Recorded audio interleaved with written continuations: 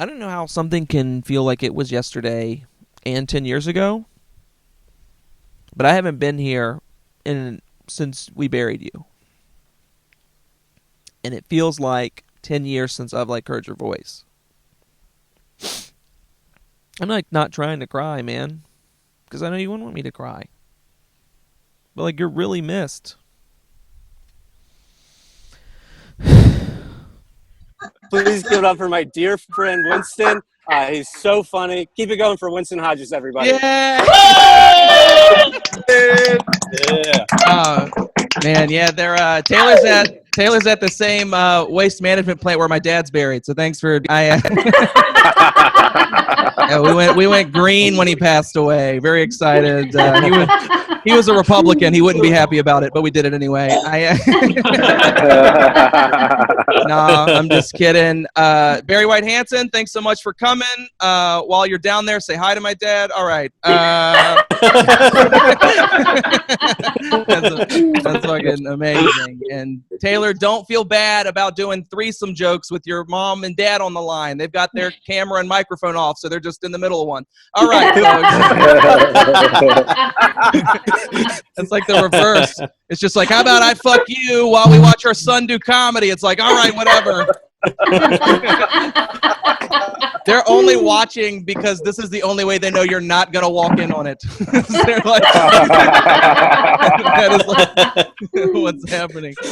Yeah, so let's, this is Grieving Productively. We're going to talk about my dad or whatever.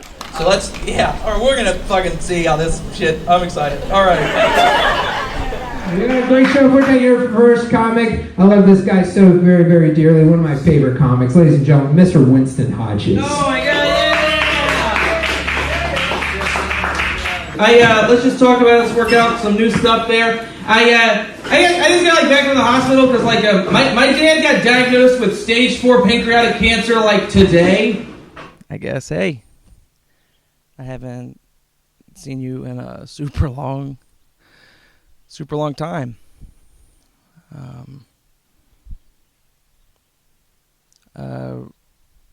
It's been a year exactly, and a lot's happened in the last year, but I thought maybe I could talk to you about some of the stuff that I've been talking about on stage.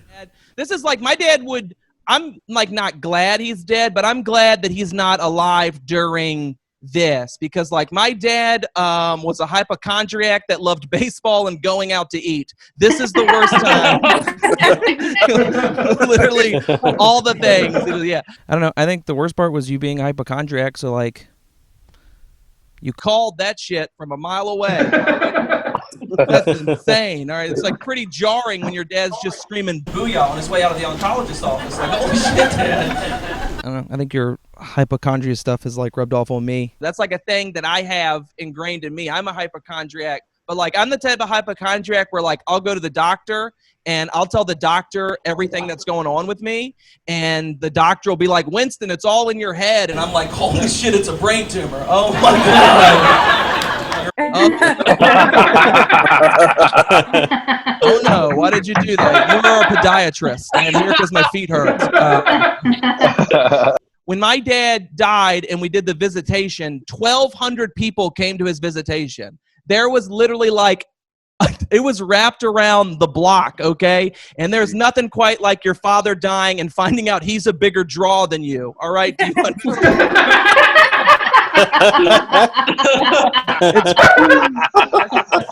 It's crazy, right? I've had weeks to promote this. We got 15 amazing people here. My dad died. It's fucking a comic showing up one week and they're like, holy shit, tickets went on sale for JB. Get them. Let's go.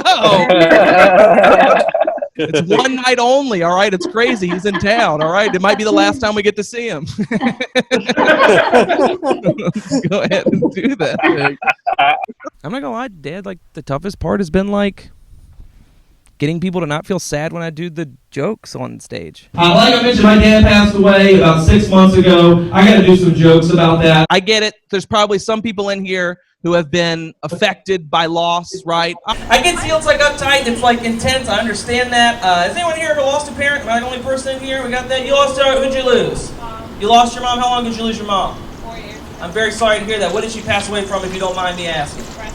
Breast cancer? All right, so you kind of get where this fucking vibe's coming from. I'm sorry. Because I get it, right? My dad passed away from pancreatic cancer unexpectedly 6 months ago, okay? And I get that this is a tough subject to talk about. Because it's like either making them think about how one day their father's going to die and that's sad, or their dad's already dead and it's sad. And I got to remind them how supportive you were and like how much you loved me and my comedy and how you come to a bunch of shows, and like I just tell them the truth. Like, just know, if you do not laugh at these next 10 minutes of dead dad jokes, when your father dies and gets to heaven, my dad's gonna whoop his ass. Do you understand? That that's how this shit's gonna go tonight, all right? Yeah, that's right. JB's gonna be waiting in heaven. Just drop kick your dad right off that cloud. That's what's gonna fucking happen. I said that one time, and I had a guy in the front row go, well, how big's your dad? And I'm like, you don't even understand how heaven or jokes work. He took this literally. He's like, oh, you think your dad can whoop my dad? Your dad just died on the bench press? All right, calm down, Aiden.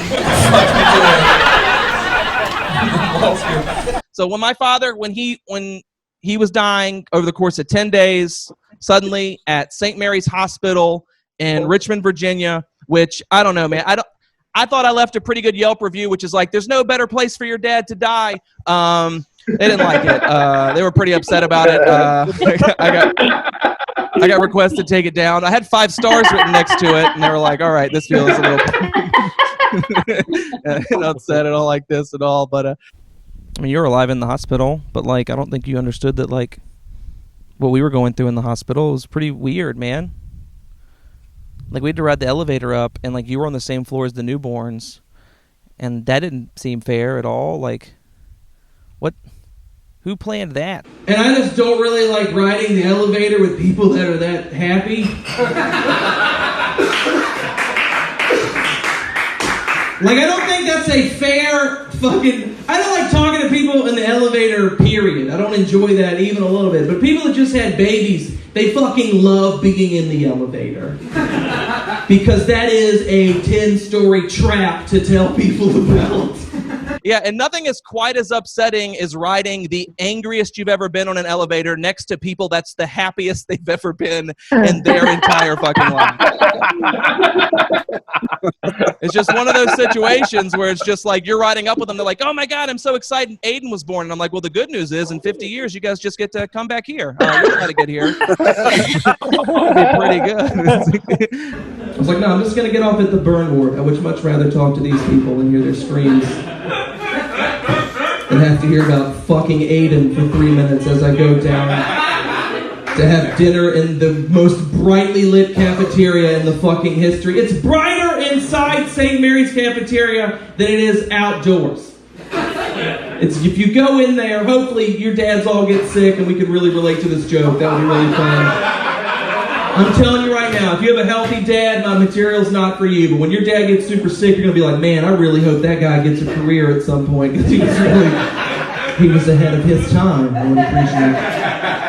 I ate really well at St. Mary's. Surprisingly, they had pretty good food. Winston, what'd you have for dinner in the cafeteria? I ate ice cream every day for 9 days. That's what I did. That's the only thing that they have there that's worth the shit at all at St. Mary's. 9 days of ice cream. It was soft serve every day, 3 meals. It was pretty amazing. They had vanilla and they had chocolate. And you guys all know when you've got the soft serve that's vanilla and chocolate, what's in the middle? A broken mix thing. So you're just fucking going back and forth, making your own fucking sad little swirl. Just holding up a line of other people where I'm just like, I'm sorry, my dad's dying. And they're like, yeah, ours too. So let's go. Please wrap this up. And we do this. It's amazing. Do a couple more things. I just hate the hospital is terrible. It's fucking awful. I don't know. What else we got? Oh yeah, Father's Day's this weekend. I'm sad.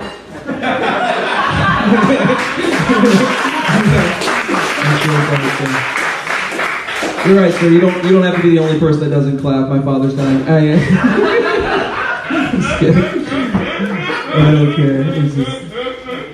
He already beat cancer once, which I think is bullshit. Like, I don't think that That's fair. Like, he already beat... Like, when the fuck did Cancer start getting rematches like it's fucking Manny Pacquiao? It's like, Floyd whooped your ass. Get back to the Senate. And you were like asleep by then, but you died the day after Father's Day. I think something my father would have been really upset about because he was so thrifty is... Died the day after Father's Day, so I couldn't even take the gift back? What the fuck?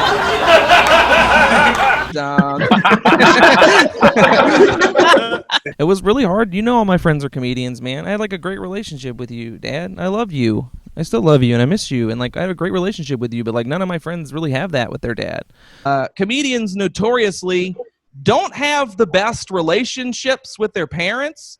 So it's like really weird. Like, I love my dad so much, so I go to my friends and I'm like, oh my God, my dad's dying from cancer. And my friends are just like, dude, that's fucking great. Great news, man. That's so exciting.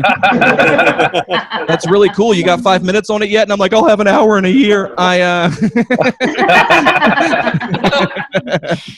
yeah, here's like a weird thing. I have this in my notes because I always forget to like tell people. Right before we took my dad to the hospital, we found a lucky penny. They do not work. All right. Even a fucking little bit. The arrangements were like really tough and weird. Me, Mom, and James Lloyd did that. We did the arrangements. All right, did you have to do the arrangements? Were you the person doing the arrangements? That's fucking good. Anyone ever had to do arrangements for a fucking funeral? It's a fucking it's a nightmare. He's the funeral director. You're the funeral director? Holy shit! What made you like get into that? What? Prayer? I mean, I should probably start praying. I'd probably have a better job. I'm not gonna lie. I'm just up here. I'm like, I don't have a joke for prayer. I should probably pray the mother's correct. That's like a really hard thing to do. I'd never like really been a part of that before. Like the crazy part about the funeral arrangements was like you're making a lot of big dollar decisions in like a very short amount of time. It's weird because you like go in and you're like, hey, what are our options? And they're like, well, we can take your father and we can put him in this fine handmade casket, and we could put him in a central location, have it all with linen and all these things, pictures that remind you of him, and all your loved ones can come visit. And I'm like, oh my God, that sounds like really wonderful. Thank you so much. What's my other option? And they're like, we can light that motherfucker on fire. You wanna do that? It's pretty fucking cool, all right? It's really rad when you do it. You get to take an old man you used to love and just watch him go up in a blaze. Do you want to do that? It's pretty fun. Actually, I'm like, no, holy shit. We passed on that. We went with the traditional burial, not because I don't think there's anything wrong with, like, crematoriums, but, like, I did research, and, like, historically, crematoriums aren't the best at like giving you back like exactly what you put in. Like they deal in dust. That's kind of what they do. There's some cross-contamination. And I honestly would be fine with that, but like I just didn't like that I had to do several days of research to find that out. Let's hold them to the same standard we hold Capri Sun, right? Like I'm fine getting an urn, but you gotta slap 10% real pop-pop on the side of that bitch. For me to take that thing home. I brought flowers today, and I think that's really messed up that they're like, hey, you want to remember someone that you love and care about? Well, you're going to need to leave something else that will eventually die. And it's like, oh, my God, could we not do that? Holy Lord. My dad sold Fords for 40-something years. That's what my dad was. He was a car salesman his entire life, basically. But, like, we went to the funeral home, and all their options for hearses were, like, Dodges and like Cadillacs and like, I don't know. My dad said he'll ride in one of those over his dead body. I don't think he meant that literally. So,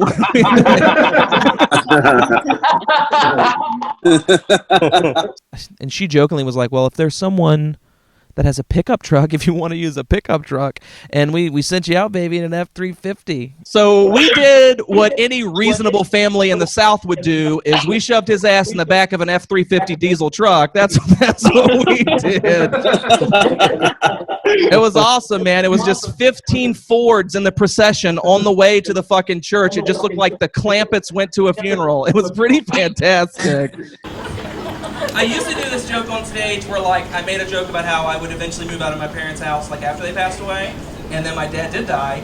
And my mom, one night, in a fit of anger, goes, it's your fucking fault because you wrote that joke. And I was like, you're right, so you want to clean up before I write one about you? I'm just kidding. I love my mom to death, man. She's amazing. I love her so much. We needed a death certificate before we could bury you. They need proof that you're dead, and I thought the body would be enough. Like, I thought that was, like, this feels like good enough for a certificate, right? Like, I think that's like an okay thing. Like, we can identify it right now. That is him. My picture's still in his wallet, all right? Like, what's going on? I finally got into therapy. I got in right before you got sick. I know you knew that, but I'm still going, and it's going really well. I talk about you all the time in therapy. It's pretty much nonstop. Like, it's the one thing I talk about more than anything else. Like, to the point where I was talking about you, and my therapist goes, Winston, can we please talk about anything else? Like, can we please do anything? You've got a lot of other issues that aren't dad-related. I love my therapist now, but my previous therapist, I'm really glad I wasn't seeing him when my dad passed away because he was a biblically based therapist. But that means if you're me, you go to therapy and you pay a guy $100 to try to tell you that your ex cheating on you isn't your fault, right? And what I got was him being like, hey, did you guys have sex before marriage? And I was like, yeah. And he's like, well, that's your fucking fault, all right? I don't know if you understand how the Bible works. But you brought that shit on yourself, all right? Holy shit, I need you to put some money in the collection plate and bring a covered dish next week. What are you doing? We're Baptists, all right? This is a potluck situation. And we've completely proven that hauntings aren't real. I know ghosts aren't real. Because if hauntings were real, I would see my dad every day because there's absolutely no way that my father would die, have the option to come back here and be like, I told you guys were going to miss me. There's no way he wouldn't do that. That's the shit my dad would say all the time. You guys are going to miss me when you're gone. And I know if ghosts were real, you would be saying that every night to us. Like, did you miss Oh, did you miss me? I love my current therapist. I like that he keeps it real. My therapist also was the first person to buy my merch shirt, which is pretty cool. I was excited to pay him over the course of a year $4,500 so he could put 25 of that back in my pocket. It's like very, very excited. I don't know, Dad. It's just ideas. I just have like ideas, stuff I've been doing on stage and wanted to like tell you, man. You would love these jokes. Man, I'm doing a podcast about you now, man. Me and my friend Amber, we do this Dead Dad comedy podcast, and it's been like really fun to like do stuff. Like, I would trade it all, but like this has been great for my career. Like, this is awful. I miss you so much, man. I do like to thank, before I move on to more jokes, my co-host of Dead Dad Comedy Pod, Amber, is here, which is super awesome. I'm so happy she's here. Her dad was a cop. My dad was a Republican, so they're having a good time up there. They're not very happy about all the protesting we've been doing. They'll probably have a word with us. Or at least me. I'm still religious. I don't know about Amber. I don't believe in any of that. Yeah, like I don't believe in it. And you just get up there and hell's just you getting scolded by your police officer father for fucking all eternity, which is crazy because that's my heaven watching that. All right, let's do some more. I'll tell you right now, if you've never lost a loved one, you fucking don't know what to say. Here's the only thing you say to someone that's lost a loved one. Hey, want to let you know, I'm thinking about you. If you need anything, let me know, because we will, all right? That's what we will do. Don't be like my friends. Don't be them. My friends are, thank you, sir. All right, we're going to let him do a slow clap. I like it. A slow clap from a funeral director on Dead Dad material? I don't know, is that... I think I just got, is that like, I don't know, is that as good as a Tony? It's the new thing they put in the EGOT. It's like, don't be like my fucking friends who came up to me and said shit to me at my father's visitation, like, Winston, I understand what it's like to lose your father. My dog just died. And that's not the same thing, all right? That's a big difference, okay? Because I can't solve my problem by finding a stray dad, all right? No way. Not gonna happen, all right? This problem can't be fixed with a rehoming fee. Like, you understand? I'll never be walking down the street with my dad on a leash like, he's a rescue, but who rescued him? A lot of people reached out that I didn't like when you passed away. That was probably the toughest part, other than you dying. But like, people reached out that I didn't like, man. My ex showed up, right? Like, she showed up. I hadn't talked to her in like 6 years. Showed up to my father's visitation unannounced, which meant for 3 hours I had to stand in line wondering whether or not I could fit 2 bodies in the casket. Do you understand how stressful that is? We could. She was Filipino, very small. We put her next to the feet. Right next to the chinelas. I had another friend that was like, Winston, losing a loved one nowadays is a lot like when an ex dumps you. That's it? What? It's gonna get explained. He was like, yeah.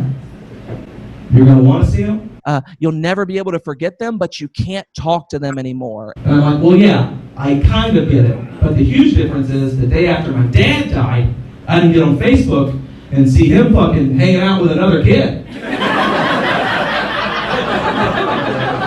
That's way different, right? Like, I didn't see fucking the old man I used to love doing shit with a small child. He said he would never do with me. You don't get to hop on and be like, you said you hated anal. What is this? Oh my God. Crazy. This is the part of comedy that I never understood, which is where I have to tell people, my dad never fucked me in the ass. That's not what that joke is about. You don't know how upsetting it is that I have to explain my father didn't fuck me in the ass. That joke. People are on board and they hear that and they're like, I don't know why this guy's so upset. This happened. Oh my God. The last joke I wrote was like about it. I've got other stuff, but it's like, this is the stuff that felt like I should tell you. So I haven't had like a big mental breakdown yet, Dad. The grief has not hit me yet. It has been over a year and it has not hit me. I'm a pretty emotional person. I know when it hits me, I'm going to break down crying and be really upset and kind of be inconsolable. That's just the type of guy that I am. That grief is going to hit me like a freight train, and I'm going to break down, and I'm just going to be a raving lunatic. I just don't want that grief to hit me when I'm on stage. I don't want it to hit me when I'm with my friends, with my family, when I'm teaching, on a date. I don't want the grief to hit me then. I want my grief to hit me when I can use it productively. I would like my grief to hit me when I'm 55 minutes into a 2-hour phone call with customer service from Verizon.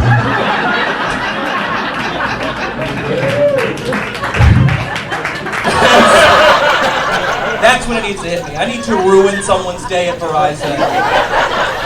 There is nothing that would feel better than unleashing 6 months of dead dad on Brenda in accounting. Just being like, listen here, Brenda, I'm not paying those fucking late fees because my dad died. And because she's Brenda, she's going to be like, we know your dad died. We're Verizon. We fucking killed him. Yeah, so you might want to pay these late fees before we tell Comcast all about your mom. Is that what you want, Winston? That's how these work. I just wanted to film this because it's like, I don't know. I miss you like all the time, man. And I'm going through a lot, and there's a lot going on, and I'm moving. And I don't know what I'm going to do about work, and I'm trying to figure out other stuff in my life. But I really miss you. I miss you every day, and I will always love you. I did a set the night you went in the hospital, and I did a set the night you passed away. And both were like the 2 hardest things I've ever done, but I did it because I knew it would make you proud. That's why I'm doing this. I thought this would make you proud. I thought you would think this is cool. I've been like helping a lot of people too. They like it. So I thought you would want to know that you're helping people. The worst thing that's ever happened to me is helping other people.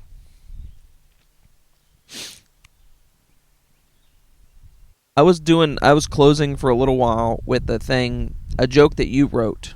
You used to pitch jokes to me all the time, and I would make you feel like they weren't funny, but some of them were pretty funny. I didn't want you to know.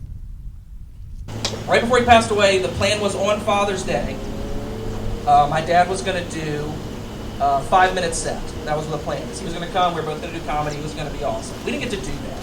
But he did write one joke that I'm going to do now. I'm probably going to cry before it's over. But I'm going to do this one joke that my dad wrote that I thought was really funny, so I stole it. Now, it's very exciting.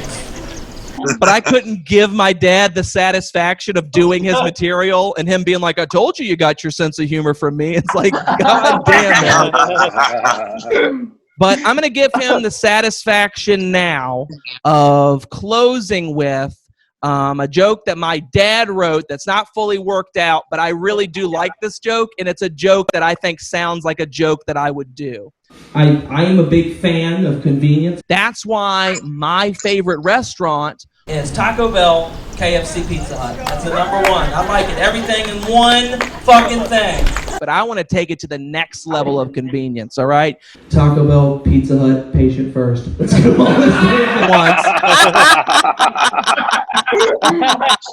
You order your food, immediately go to triage, and you're just like, I'm going to have diarrhea, all right? That's what's going to happen.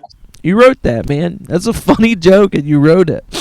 So that's a joke that my dad wrote, and that feels like a good time to end that.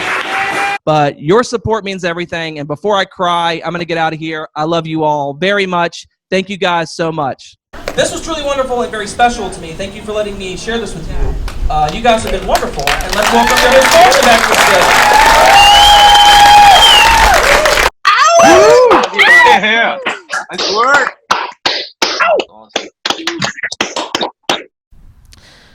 You used to say I got my sense of humor from you, and I wouldn't let you have that. But James Will can play music because of you. I can do comedy because of you. We love and miss you so much. Thanks, Dad.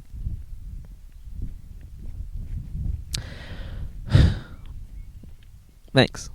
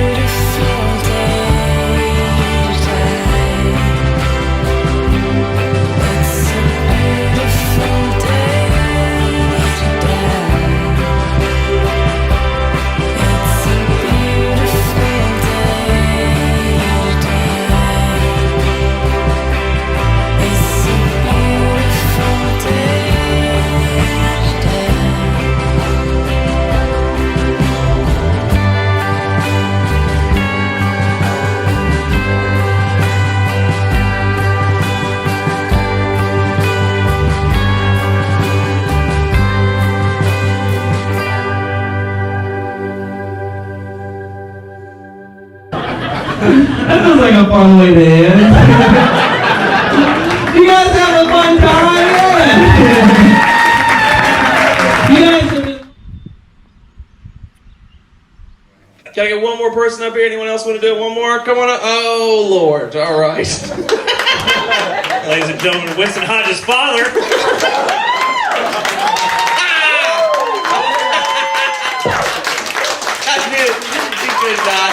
I knew you couldn't help yourself. Holy shit. That's my dad. I did ask you to come to the show. And regrets. I'm glad you're here, man. I'm so excited. These guys are gonna be so mean to my dad.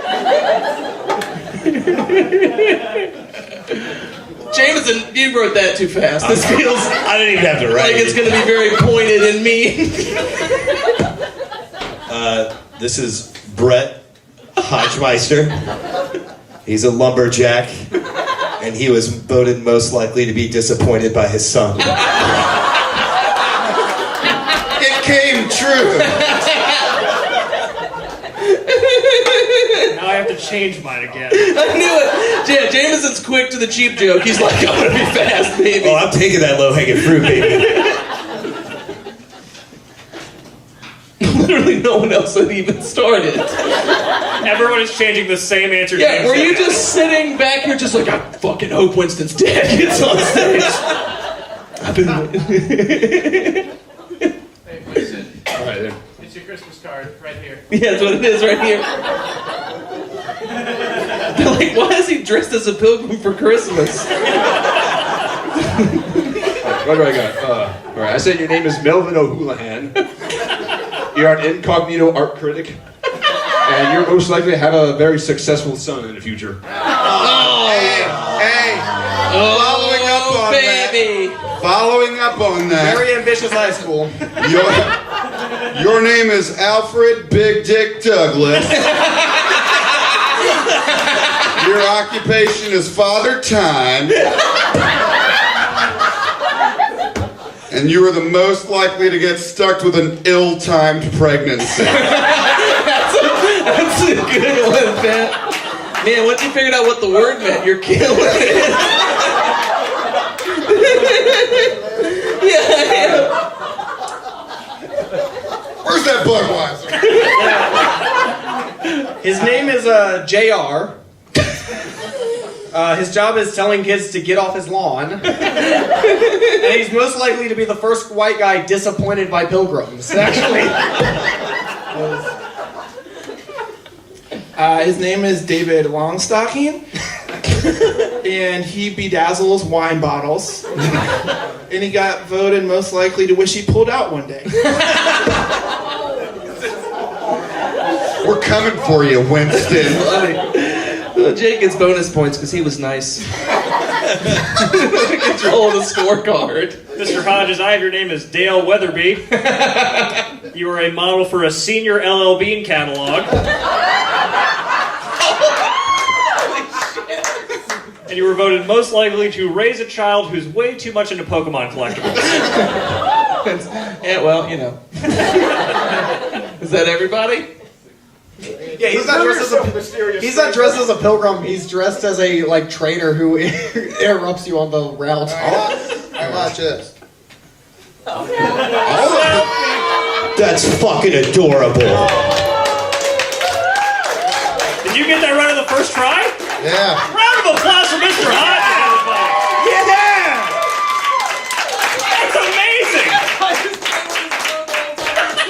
That's like, I'm not gonna miss it. Alright, tell them all that information. All right, I just want to say that I don't think Winston thought that a high school classmate and his dad would be on stage. That created some awkwardness. My name is JB, which this time of year stands for Jingle Bell. Fuck yes. Fuck yes. Thank you, sir, for existing. Fuck this dude over here for being sergeant first class. You're general first class in my heart. Forget Rick. Okay? Thank you for your Christmas service. Somebody bring I am a slimy, sleazy used car salesman. Whoop whoop. And I was voted in high school definitely to have the most awesome offspring that ever lived. You cute motherfucker.